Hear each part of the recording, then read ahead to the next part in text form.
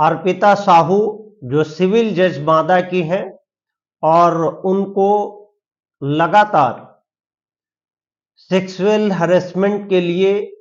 District court के जजेस के जरिए से ऐसा किया गया है और उन्होंने जो सेक्सुअल हैरेसमेंट का एक्ट और सेक्शन है उसके तहत एप्लीकेशन और शिकायतें तमाम तरीके से देने की कोशिश की और उस पर कार्रवाई न होने की वजह से उन्होंने ऑनरेबल इलाहाबाद हाई कोर्ट को लेटर लिखा और उस पर भी कार्रवाई जब नहीं हुई तो अल्टीमेटली उनके जरिए से एक ओपन लेटर लिखा गया और ओपन लेटर को संबोधन किया है यानी एड्रेस किया है honourable chief justice of India doctor DY. Chandrachud ji को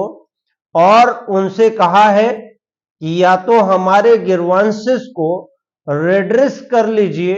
या तो हमें इच्छा मृत्यु की परमिशन दीजिए। और आगे लेटर में कहा है कि अगर मैं न्याय देने के लिए जिस कुर्सी पे बैठी हूं अगर उसी कुर्सी पे बैठ के मुझे हैरेसमेंट किया जा रहा है और हैरेसमेंट के साथ साथ सेक्सुअल एब्यूज के भी मैटर्स हैं, ऐसी स्थिति में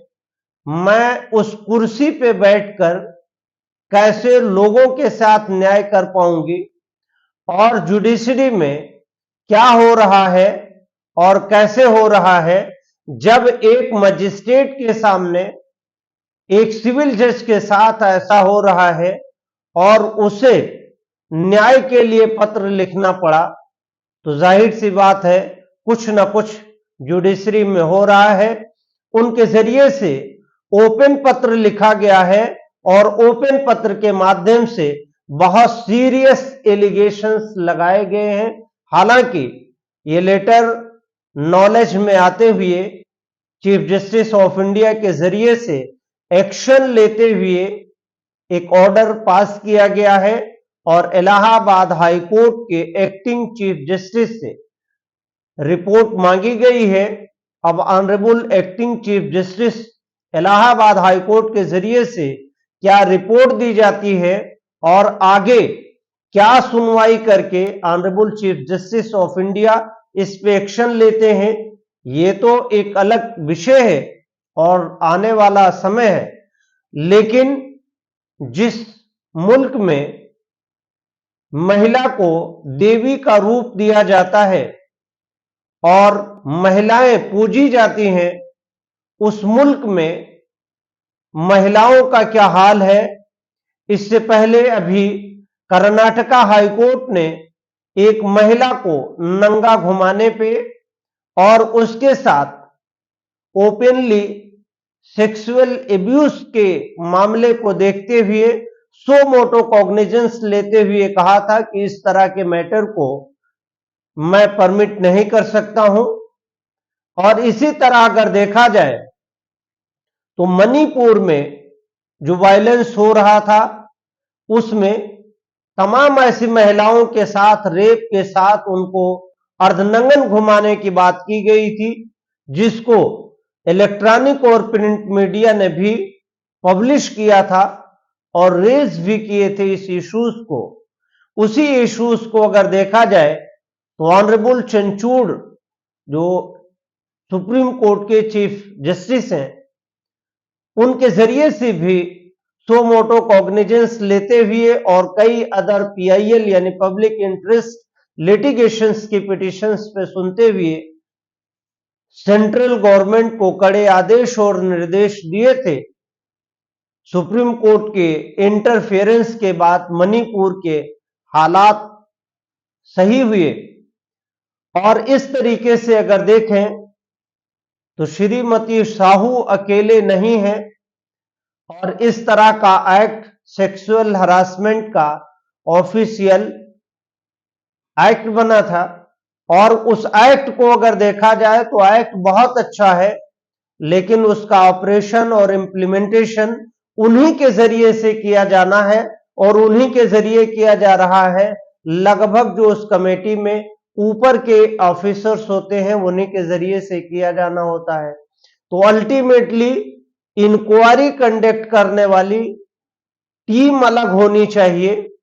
और उसके प्रोसीजर थोड़े अलग होने चाहिए। अदरवाइज जिसकी शिकायत होती है उसी को जांच मिल जाती है, ये एक बड़ा विडंबना है। जैसे हम लोग अगर ये देखते हैं तो क्रिमिनल लॉ में हम स्टेशन हाउस ऑफिसर से एग्रीव्ड होते हैं, हाईकोर्ट में पिटीशन फाइल करते हैं। हाईकोर्ट क्या कहता है कि जाइए और स्टेशन हाउस ऑफिसर को डायरेक्शन इशू कर रहे हैं, जिससे मारे जाते हैं उसी के पास भेज दिए जाते हैं। तो सेम मैटर्स में अगर देखा जाए तो जो एक्ट का